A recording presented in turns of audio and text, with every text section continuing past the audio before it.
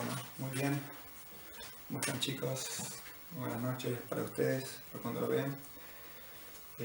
Decidí hacer el video de esta forma para grabar el mensaje porque voy a estar de guardia el sábado cuando ustedes estén escuchando esto. Me toca trabajar, así que para poder dar este tema que me tocaba a mí, la idea era dejarlo ya listo.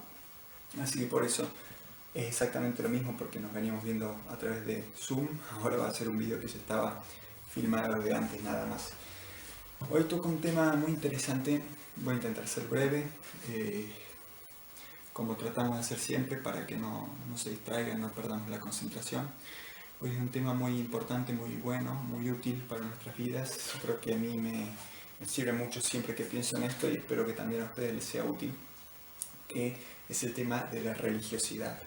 El tema de llevar vidas de personas que son simplemente religiosas, pero que no están ejerciendo verdaderamente la vida cristiana, la vida que Dios, que Cristo pretende a través de su Espíritu que nosotros podamos ejercer plenamente, sino que llevamos una vida religiosa. Y he tomado como ejemplo, no con ánimo de decir que eran pésimas personas, pero sí para que nos sirva a nosotros de ejemplo, a los fariseos. Si hoy la intención fuera criticar a los fariseos, estaríamos cayendo en muchas de las cosas que ellos hacían. Estaremos exactamente en la misma. Así que la idea no es tanto ser críticos, no es tanto juzgarlos a ellos y decir todo lo que hacían estaba mal, sino verlos como personas que fueron. Ver las cosas que Jesús les criticó, aprovechando que Jesús estuvo al mismo tiempo que ellos y que hubo muchas cosas que les criticó. Y intentar nosotros hoy, que no lo tenemos a Jesús, tenemos su Espíritu, pero aprovechando muchas de sus enseñanzas para con ellos, tomándolas para nosotros. En primer lugar, me gustaría que podamos definir quiénes eran los fariseos, qué rol desempeñaban los fariseos, qué eran estas personas, que eran simplemente personas. Ellos formaban parte de una clase social, política y religiosa, es decir, eran personas. Su nombre, su título, fariseos, significaba separados. Daba nombre a lo que ellos sentían. Sentían que ellos eran separados, que formaban una clase particular, especial, que abarcaba distintas áreas. No estaban tan metidos en la política, como si estaban, por ejemplo, los saduceos, que eran otro de los personajes que aparecen en la época de Jesús. Los fariseos estaban más metidos en lo que era tradicionalista, lo que era religión, lo que era la ley, y también mucho en los negocios. Muchos de ellos en general eran grandes personas de negocios. Ahora bien, ¿qué características tenían? Porque no cualquiera era fariseo. No cualquier persona tenía el derecho, si se quiere, de pertenecer a esta clase tan especial, tan separada del resto. Entonces, ¿cuáles eran sus características? Bueno, ellos eran legalistas. La ley bíblica y ley no bíblica, algunas leyes dadas por ellos, las llevaban al extremo. Eran lo que conocemos hoy en día como legalistas extremos. Eran muy tradicionalistas, como también decíamos. Eran personas que de padres a hijos, a través de las generaciones, abuelos, iban transmitiendo estas leyes, este conjunto incluso de vestimenta, de formas de actuar, de formas de pensar, todo se iba transmitiendo. Y lo más importante y lo que deberíamos destacar nosotros eran que estas personas eran las más estudiosas, las que más oraban, las que más ayunaban, las que más leían, lo que hasta ese momento se conocía de las Escrituras. Es decir, eran personas muy comprometidas con la ley y con las cosas que hacían en la ley y la cumplían a rajatabla. Ellos tenían una imagen que tenían que cuidar en frente de las demás personas y se preocupaban muchísimo por su imagen y por lo que las demás personas pensaran de ellos. De hecho, su importancia radicaba en lo que ellos ejercían socialmente sobre los demás. Ahora bien, cuando Jesús estuvo acá en la tierra, a los fariseos no les fue tan bien. De hecho, les fue muy mal. Jesús los criticó mucho. Jesús los enfrentó. Jesús los juzgó. Jesús le decía a las demás personas que no sean como los fariseos. Es decir, realmente no fueron ejemplo de algo bueno cuando Jesús estuvo aquí. Muchas de sus características, si nosotros las vemos, las analizamos, realmente parecen excelentes. Diríamos que para aquella época, en aquel contexto, eran cristianos excelentes, no había nada que criticarles, eran perfectos, de hecho estaban en los grandes sitios, como vamos a ver también más adelante. Pero Jesús les va a encontrar varias cosas para decirle. Vamos a ir rescatando algunas. La idea es dividir este mensaje, ya habiendo hecho esta introducción, en dos partes grandes. 3 puntos que nos muestran algo acerca de los fariseos y 3 puntos que podemos nosotros en nuestra vida intentar mejorar para ser menos parecido a los fariseos y más parecido a lo que Jesús pretendía, a lo que Dios pretende hoy para nosotros. Así que vamos a ir primero que nada a Mateo capítulo 15. Yo les invito a que ustedes puedan buscarlo, ya lo tengo abierto acá, pero que ustedes lo puedan buscar en su celular, en su Biblia, podamos leer todos juntos. Mateo capítulo 15, primero versículos 1 y 2, y después vamos a leer versículos 10 y 11. Dice: entonces se acercaron a Jesús ciertos escribas y fariseos de Jerusalén, diciendo: ¿por qué tus discípulos quebrantan la tradición de los ancianos? ¿Por qué no se lavan las manos cuando comen pan? Y dice versículos 10 y 11, palabras de Jesús: y llamando hacia la multitud les dijo: oíd y entended. No lo que entra en la boca del hombre contamina al hombre, mas lo que sale de la boca, esto contamina al hombre. Tenemos los fariseos enfrentando a los discípulos de Jesús porque no se habían lavado las manos antes de comer el pan. Algo que para ellos era sumamente necesario, nadie podía no hacerlo, nadie podía no cumplirlo. Ellos estaban atados en muchas formas y esta era una de esas formas. Los discípulos de Jesús manifiestamente no lo estaban cumpliendo. Entonces le preguntan a Jesús, que era el líder de aquellos discípulos, por qué sus discípulos no estaban cumpliendo con esto que era para ellos tan importante. Y fíjense cómo Jesús en su respuesta hace una forma siempre completa y siempre apuntando a algo más profundo que lo que ellos veían. Si lo dividimos en la forma y en el fondo, diríamos que Jesús siempre apuntaba al fondo. Dejaba las formas de las cosas para los fariseos y él se enfocaba en el fondo, en el meollo, en el asunto más punzante, digamos, de esa situación. En este caso les dice: no es lo que yo llevo a la boca lo que me contamina, no son mis manos sucias, sino que lo que contamina verdaderamente el corazón del hombre es lo que sale de la boca. Entonces él allí les estaba explicando las diferencias entre lo que hacemos todos los días, entre lavarnos las manos para no contaminarnos quizá con bacterias, pero la diferencia con lo que verdaderamente representa lo importante para Dios, que es el corazón de la persona y donde están nuestros pensamientos, que es lo que la Biblia llama el corazón. Vamos a ver otro ejemplo de cuál era el problema de los fariseos. Su problema era que criticaban, su problema era que juzgaban, su problema es que atado a sus formas, atado a lo que ellos creían era lo justo, lo bueno, lo que se debía hacer, criticaban a todo aquel que no lo cumplía. Fíjense, Romanos 14, versículos 10 al 13, Romanos capítulo 14.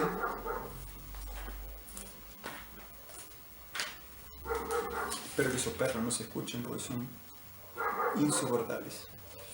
Pero no se van a callar en ningún momento, así que da igual que haga esto ahora o dentro de 2 horas, los perros van a seguir ahí. Volvamos, Romanos 14, versículos 10 al 13, dice la palabra de Dios a través del apóstol Pablo: pero tú, ¿por qué juzgas a tu hermano? O tú también, ¿por qué menosprecias a tu hermano? Porque todos compareceremos ante el tribunal de Cristo, porque escrito está: vivo yo, dice el Señor, que ante mí se doblará toda rodilla, toda lengua confesará a Dios, de manera que cada uno de nosotros dará a Dios cuenta de sí. Así que ya no nos juzgamos más los unos a los otros, sino más bien decidir no poner tropiezo o ocasión de caer el hermano. Es decir, no nos juzguemos, no le pongamos tropiezo al otro, no estemos buscando en qué encontrar la falla en mi hermano. No nos ocupemos de ver si mi hermano se lavó o no las manos, que es lo que todos deberíamos hacer. Ocúpate vos de tus cosas y de ver lo que sale de tu boca verdaderamente sea puro y sea de un corazón con pensamientos sanos. No importa tanto si te lavaste las manos, si te olvidaste, si se te pasó, si algo ocurrió y no pudiste hacerlo. Importa más tu corazón para Dios, para el Señor, que las formas. Fíjense lo que dice en otra parte de la Biblia, en otro de los evangelios. Dice, ¿por qué estás buscando el palito en el ojo de tu hermano cuando vos tenés una viga gigante que no te deja ver bien con claridad? Y esto de la visión es muy importante y ténganlo en cuenta, porque en el tercer punto vamos a hablar bastante acerca de la verdadera visión. Entonces es muy importante todos los ejemplos relacionados con la vista, con el órgano, con el ojo, que usamos para poder ver. Bueno, esto con respecto a cómo ellos juzgaban, cómo ellos criticaban, cómo ellos tenían estándares más altos quizá que el resto de la gente, y el que no lo cumplía caía bajo la crítica de los fariseos. En segundo lugar, vamos a hacer referencia a otro aspecto que Jesús iba a hablar mucho, iba a mencionar mucho acerca de esta gente, acerca de los fariseos, que era el tema de la hipocresía y del orgullo. Fíjense lo que dice en el Evangelio de Lucas, que el Evangelio de Lucas es donde más encontré pasajes acerca del tema de los fariseos y de los principales de la iglesia de aquella época. Lucas capítulo 12, versículo 1, dice, en esto, juntándose por millares la multitud, tanto que unos a otros se atropellaban, comenzó a decir a sus discípulos primeramente, guardaos de la levadura de los fariseos, que es la hipocresía, porque nada hay encubierto que no haya de descubrirse, ni oculto que no haya de saberse. Por tanto, todo lo que habéis dicho en tinieblas, a la luz se oirá, y todo lo que habéis hablado al oído en los aposentos, se proclamará en las azoteas. Habla, guárdense, dice, de la levadura de los fariseos, que es la hipocresía. La levadura es aquel hongo que le ponemos al pan, su principal uso, al pan, las masas en general, para que no sea una lámina dura y fea y dura, sino que sea algo más volumen, más esponjoso, más rico, más tierno el pan, algo más rico para saborearlo, ¿no? Esa es la levadura. Ahora fíjense que acá, la levadura también en la Biblia es imagen del pecado, ¿verdad? Es imagen del pecado. Pero fíjense que acá está hablando de que el pecado de los fariseos es la hipocresía. Que aquello que engrandece a los fariseos es la hipocresía. Entonces, la peor condición de estos fariseos, lamentablemente, era su hipocresía. Muchas veces a nosotros también nos pasa en la iglesia y fuera de la iglesia. Sepulcros blanqueados son las palabras que el Señor va a usar también en otros de los evangelios para describir a estas personas. Es decir, en su interior hay muerte, pero ellos muestran limpieza, pulcritud, blancura, que nada tienen que ver con lo muerto que hay en realidad en su interior. Y seguimos hablando más y más acerca de lo mismo. Fíjense, hay nomás un capítulo, Lucas 13. Este es impactante. Lucas 13, del 10 al 16. Allí en la sinagoga Jesús, un día de reposo. Ya ustedes se están imaginando el final. Dice Lucas 13, 10. Enseñaba Jesús en una sinagoga en el día de reposo. Había allí una mujer que desde hacía 18 años tenía espíritu de enfermedad y andaba encorvada. Y en ninguna manera se podía enderezar. Cuando Jesús la vio, la llamó y le dijo, mujer, eres libre de tu enfermedad. Y puso las manos sobre ella y ella se enderezó. Luego, y glorificaba a Dios. Pero el principal de la sinagoga, enojado de que Jesús hubiese sanado en el día de reposo, dijo a la gente, 6 días hay en que se debe trabajar. En estos pues, venid y sed sanados, y no en el día de reposo. Entonces el Señor le respondió y dijo, hipócrita, cada uno de vosotros no desata en el día de reposo su buey o su asno del pesebre y lo lleva a beber. Y a esta hija de Abraham, que Satanás había atado 18 años, ¿no se le debía desatar esta ligadura en el día de reposo? Dice, cuando Jesús dijo estas palabras, los principales se avergonzaban y la gente se gozaba de los milagros que él hacía. Hipócrita, le dijo, si vos haces algo, ¿por qué no dejas que las demás personas lo hagan cuando encima es más importante lo que vos haces? Cuando el fruto que está dando, y lo vamos a ver también en el tercer punto, es un fruto que glorifica a Dios, que ayuda a esta persona, ¿cómo te vas a oponer a decirle que por ser día de reposo no se puede realizar? Y esto sí lo vemos lamentablemente en nuestras vidas, en nuestras iglesias, un montón de buenas actitudes, de buenos pensamientos, de buenas ideas, de ánimo para hacer grandes cosas para el Señor, a las cuales les encontramos trabas. Y tantas trabas nos ponemos, y tan hipócritamente ponemos esas trabas, que dejamos de glorificar a Dios y estamos glorificando una idea, un pensamiento que es absolutamente nuestro. Vamos a ver en un ratito qué importante que es a veces obedecer a Dios, obedecer plenamente a Dios antes que a nuestras propias tradiciones. En algunos casos muy puntuales. No estoy diciendo que tenemos que ir en contra de todo, no es la idea de esto, sino de saber detectar realmente cuando algo va a glorificar a Dios, poder hacerlo, poder llevarlo a cabo. Y no tener la hipocresía de dejar algunas ideas y algunas cuestiones de lado, porque afectan quizá algún interés mío, quizá alguna cuestión que tiene que ver con lo que yo estoy intentando llevar adelante y no lo que Dios quiere para nuestras vidas y para nuestra iglesia. Último pasaje de este segundo punto, casi que lo podremos decir en memoria, pero vamos a buscar, así no nos equivocamos. Lucas capítulo 18, versículo 9. Versículo 9 al 14. Allí cuando van dos hombres a orar. Dice, a unos que confiaban en sí mismos como justos y menospreciaban a los otros, dijo también esta parábola. Dos hombres subieron al templo a orar. Uno era fariseo y el otro publicano. El fariseo, puesto en pie, oraba consigo mismo de esta manera: Dios, te doy gracias porque no soy como los otros hombres, ladrones, injustos, adúlteros, ni aun como este publicano. Ayuno 2 veces a la semana, doy diezmos de todo lo que gano. Mas el publicano, estando lejos, no quería ni aun alzar los ojos al cielo, sino que se golpeaba el pecho diciendo: Dios, sé propicio a mí, pecador. Os digo que éste descendió a su casa justificado antes que el otro, porque cualquiera que se enaltece será humillado, y el que se humilla será enaltecido. Fíjense cómo aquí hay dos personas,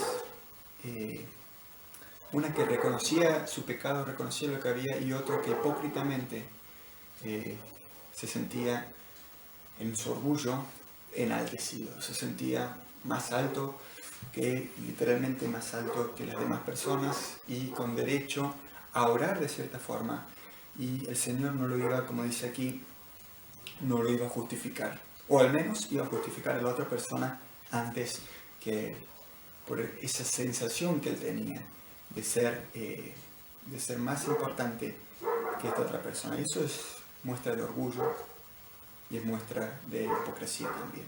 Todos somos iguales ante los ojos de Dios. Todos, los ricos, los pobres, los inteligentes, los burros, los que trabajan, los que no trabajan, los que saben jugar bien al fútbol y los que no saben jugar bien al fútbol. Todos somos idénticos a los ojos de Dios. Todos somos exactamente bajo las mismas condiciones. Fuimos comprados a precio de sangre y tenemos el mismo valor delante de Dios. Por esto es importante que nadie se sienta más que otro hermano, que todos estemos, e incluso más que un inconverso. También lo vamos a charlar un poquito sobre el final. Y ahora sí pasamos al último punto, quizá el más importante, el que más nos puede llegar a arrojar luz en el aspecto de cuál era el verdadero problema de esta gente, de estos fariseos. ¿Por qué el Señor estaba tan ocupado en mostrarles a ellos sus defectos?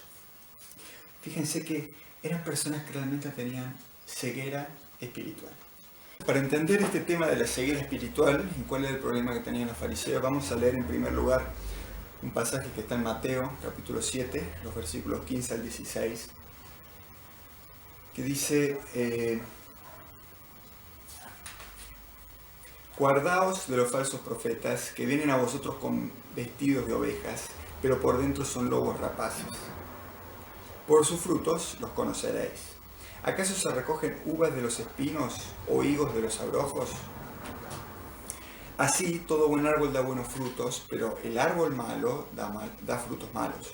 No puede el buen árbol dar malos frutos, ni el árbol malo dar frutos buenos.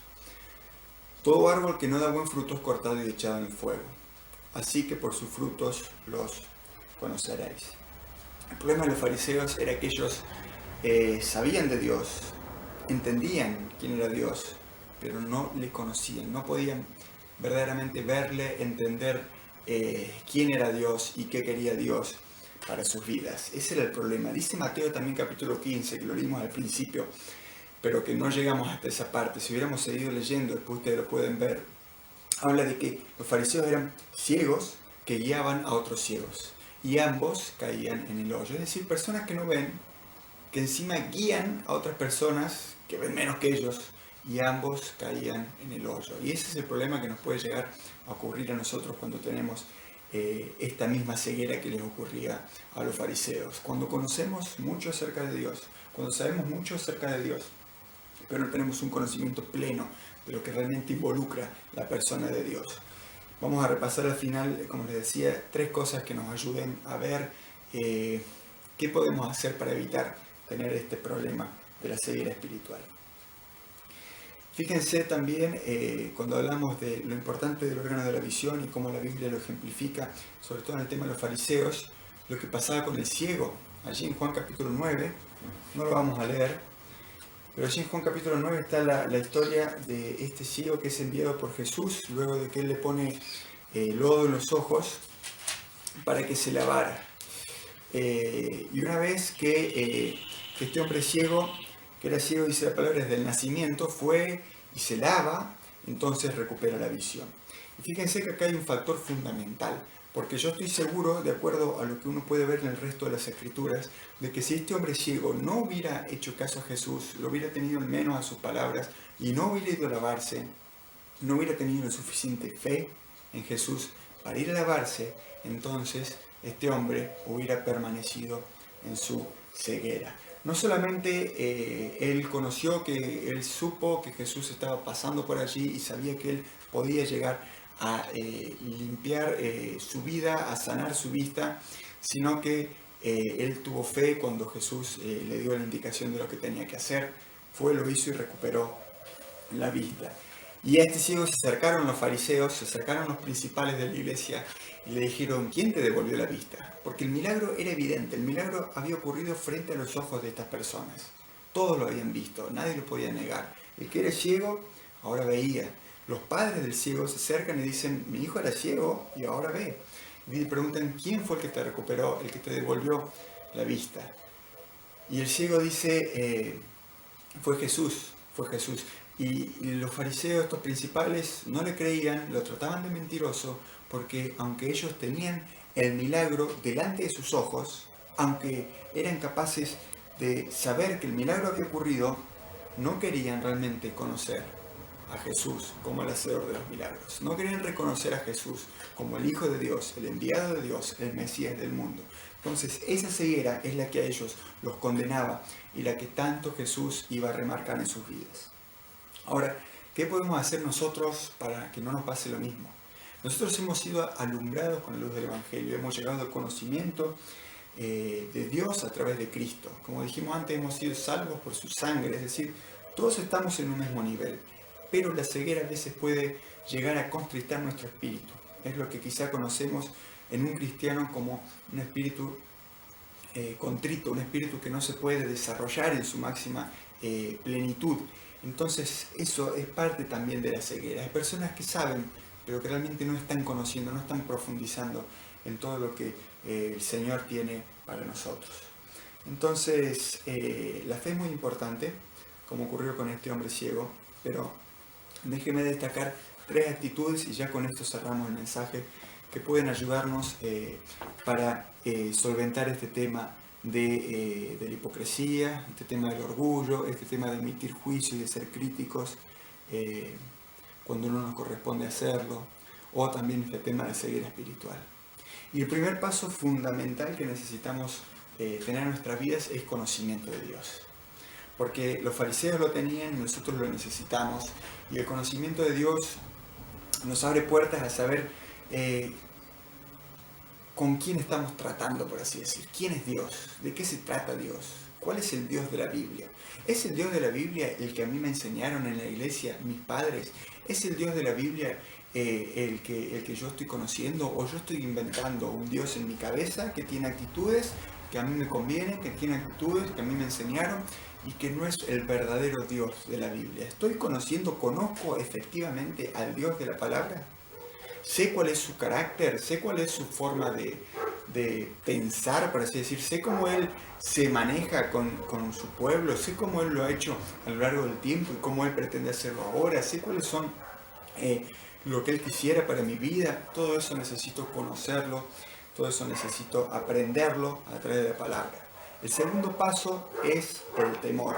Es decir, elegir obedecer a Dios antes que satisfacer a las demás personas, a los hombres, antes que elegir la obediencia a Dios antes que el hecho de quedar bien, el hecho de, ¿se acuerdan que dijimos? Los fariseos buscaban mucho el tema de su imagen, el tema de cómo se iban a ver, poner a Dios antes que a los hombres. Eso es temor de Dios, reconocer que Dios es el verdadero juez, que Dios es aquel que realmente pagó el precio por nuestras vidas.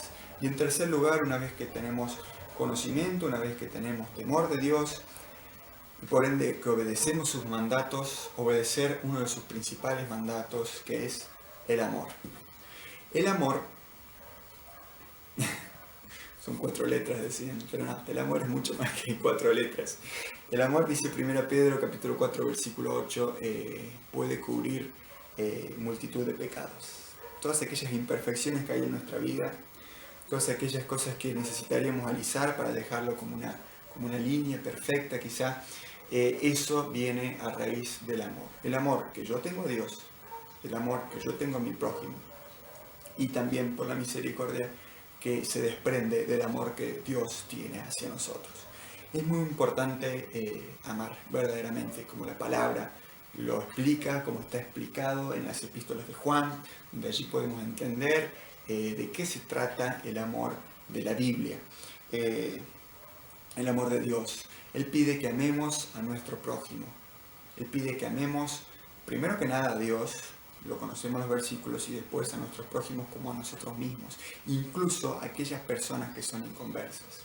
Y cuando yo practico o intento practicar el amor que es de Dios, el amor que debo tener con mi hermano, con aquel que no es mi hermano y que es mi prójimo, entonces, como aquel persona importante también de la antigüedad que le pregunta a Jesús, ¿quién es mi prójimo? Y Jesús le da toda una explicación acerca de la parábola del buen samaritano, que ya la conocemos. Entonces, cuando yo entiendo cómo debe ser mi comportamiento para las demás personas, es allí donde efectivamente pierdo la ceguera espiritual y obtengo una visión muy profunda, que es la visión que tiene Dios para con sus hijos. Entonces allí yo puedo dejar de emitir juicio contra mi hermano, dejar de ser hipócrita contra mi hermano, dejar de ser orgulloso contra mi hermano, y puedo ser simplemente una oveja más en el redil de Dios y de Cristo que Él formó, que Él pagó para tener, para que nosotros habitemos en Él, por así decirlo. Entonces, qué importante que es el amor, como dice la Escritura, cubre multitud de pecados. Y la Escritura es literal en ese aspecto, cubre multitud de pecados. Entonces es muy importante que ejerzamos, que pongamos en ejercicio el amor para con nuestros hermanos. Desde hábitos simples, como la forma en que respondo, como la forma en que trato, como la ayuda que doy, hasta cosas quizás más profundas que se pueden ir desarrollando con el tiempo y que yo necesito desarrollar antes que cualquiera de ustedes seguramente. Les invito a que podamos ejercitarnos en estas 3 cosas: conocimiento, temor y amor, y ya damos por terminado.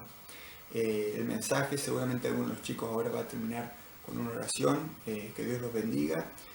Nos veremos, si Dios quiere, el miércoles, si Dios lo permite, y tengan en cuenta la reunión del domingo. Juli seguramente también les va a estar diciendo bien el horario. Se venía haciendo a las 18, la reunión de la Cena del Señor, para que todos podamos participar también de esa reunión.